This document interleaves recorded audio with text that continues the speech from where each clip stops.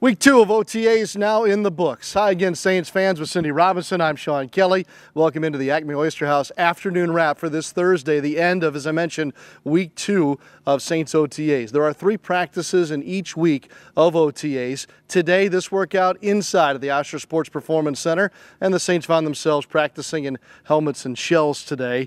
Indoor was a good thing. Oh, yeah, I enjoyed the indoor. Coach Payton said, they practice outside the first 2 days of this week, Tuesday, Wednesday, so they decided to change up the pace and bring it inside, which I'm sure the media enjoyed as well. Yeah, and players too, that's for sure. I think that all that we're concerned with this week at practice, we're pleased with how the Saints worked out over these 3 days, especially on the defensive side of the football. Defensive pass rusher Haoli Kikaha certainly noticed a difference between this week and last week. I think we picked up the tempo throughout this week, and it was a lot faster than last week in comparison. So, at least for the defense and the linebackers. Otherwise, another day at work. Why was it faster? Why was it played at a better tempo? Just because everybody's getting on their assignments a lot faster and just being more crisp, knocking off the rust from whatever the offseason does to guys as far as not getting into X's and O's. Meanwhile, on the offensive side of the football, Cindy, it was hard to take your eyes off of one guy in particular. Yes, Michael Thomas. That's everything today. Everyone was watching Michael Thomas all day. Great catches, even some back and forth with him and Marshawn Lattimore. And obviously, it caught our eyes, so it definitely caught Coach Sean Payton's eyes.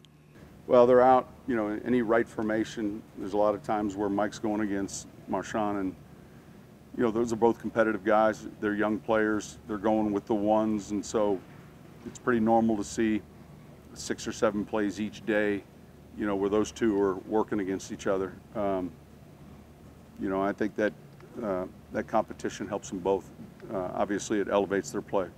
He's a great player, and then going against him, every day, just makes me a better player than what I am. So, I try to get that work as much as I can, him and Ted again, and, players like that. So, yeah, that's why I went with Ted and one-on-ones every time, just trying to get better with him and then Mike, too. So, any reps I can get against them, is making me a better player. If you're a fan of comeback stories, today's practice at the Oyster Sports Performance Center gave us a new chapter. That chapter belonged to Nate Stupart today. Yes, Nate came up with a big interception during the team portion of the practice. And honestly, the best part was seeing all the defense rally around him and get excited. Obviously, they're happy to see him back in action and get him back to work. Yeah, he's not yet fully cleared. 7 months now removed from the ACL injury, but he's getting very close. He says that making a play like today, heck, just being on the field, is a huge boost for him in his comeback. I mean, this is my first one and last one, so I guess so. I mean, they usually say it takes around 9 months to be fully cleared and stuff like that, and I'm past 7 months, and I think I'm to that point where I should be cleared soon, which is exciting. And yeah, I'm excited just to get back at it with the team, and it's just going well. Just be smart and continue to go. Does a play like you made today, does that help the rehab and mentally? Does it give you a boost? I mean, it definitely gave me a boost because after the interception and stuff like that, you can tell the team, kind of celebrate with me and stuff like that. And that was like I feel like it was a turning point, from when I tore it to having an interception in practice. I know it's just practice, but I mean, from not being able to walk for 2-3 weeks with a cast and everything I went through, it was just kind of like a silver lining, a special moment today. So it was fun.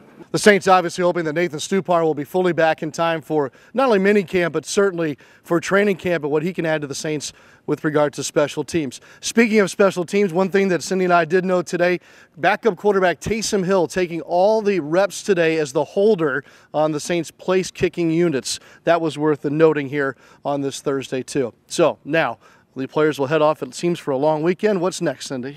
They'll be back at practice next week, Tuesday, start of the 3rd week of OTAs, and that'll be the final week of OTAs, right? Then we'll go into mini camp and then a break.